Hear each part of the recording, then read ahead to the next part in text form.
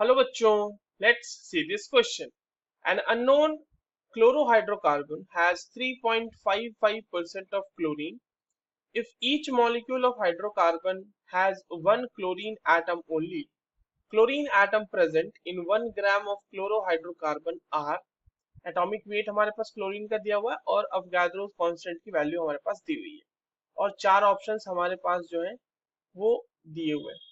चलिए इस क्वेश्चन को सॉल्व करते हैं बच्चों. और सबसे पहले तो ये देखते हैं कि इस क्वेश्चन को सॉल्व करने के लिए हमारे पास कौन से की कॉन्सेप्ट की जानकारी होनी चाहिए. की कॉन्सेप्ट की अगर हम बात करें तो इस क्वेश्चन में हम सिंपल परसेंटेज कॉम्पोजिशन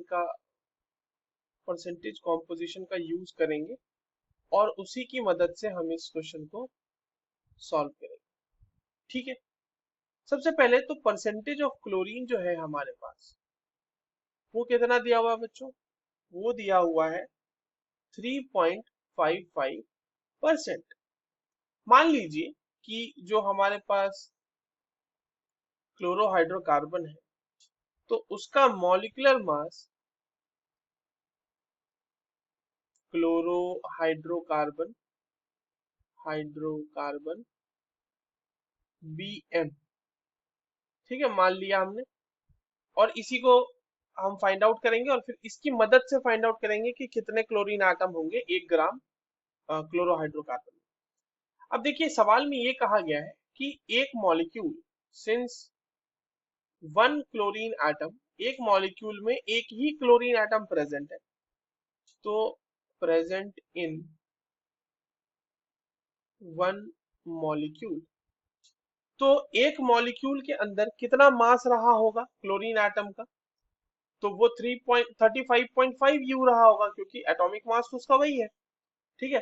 तो इसीलिए परसेंटेज ऑफ क्लोरीन अगर निकाला जाए, परसेंटेज ऑफ क्लोरीन अगर निकाला जाए तो वो कितना हो जाएगा. Mass of one chlorine atom, क्योंकि उतना ही एटम प्रेजेंट है एक मॉलिक्यूल में, divided by molecular mass, molecular mass of chlorohydrocarbon into 100. है ना. और ये कितना होगा, वन क्लोरीन एटम का 35.5 U divided by M into 100. और ये परसेंटेज भी हमारे पास क्वेश्चन में गिवन है बच्चों. ये परसेंटेज कितना है, ये परसेंटेज है 3.55. तो यहाँ पर से आपको m की वैल्यू कितनी आ जाएगी, 1000 यू. ठीक है, 1000 यू आ गई हमारे m की वैल्यू. अगर आप इसको ग्राम पर मोल में एक्सप्रेस कर दीजिएगा तो वो आपका मोलर मास हो जाएगा.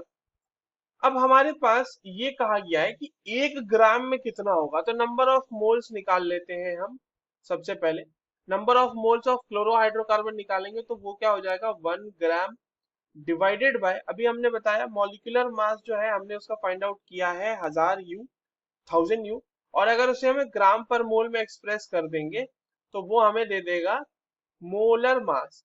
तो ये कितना हो जाएगा, नंबर ऑफ मोल्स 10⁻³ मोल, यानी इतने हमारे पास मोल है क्लोरोहाइड्रोकार्बन के. तो इसका मतलब नंबर ऑफ मॉलिक्यूल्स कितने हो जाएंगे, number of molecules of chlorohydrocarbon, chlorohydrocarbon will be 10. देखो एक मॉलिक्यूल के अंदर कितने एट मॉलिक्यूल, सॉरी एक मोल के अंदर कितने मॉलिक्यूल होते हैं, तो 6.023 इंटू 10⁻23. इसको मल्टीप्लाई कर देंगे हम गिवन नंबर ऑफ मोल से. तो गिवन नंबर ऑफ मोल हमने कितना फाइंड आउट किया, 10⁻³ तो इतने ही तो मॉलिक्यूल्स होंगे. तो ये हो जाएगा कितना, 6.023 इंटू 10⁻20 मॉलिक्यूल्स. इतने मॉलिक्यूल्स हमारे पास गिवन है.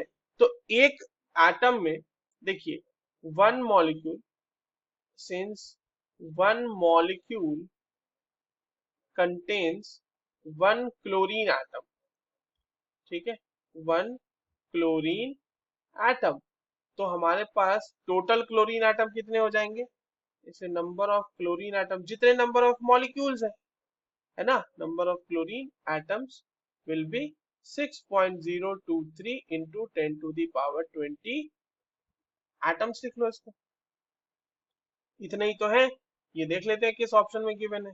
So this is given in the option number 3, that is the correct answer. I hope you understood this well, all the very best.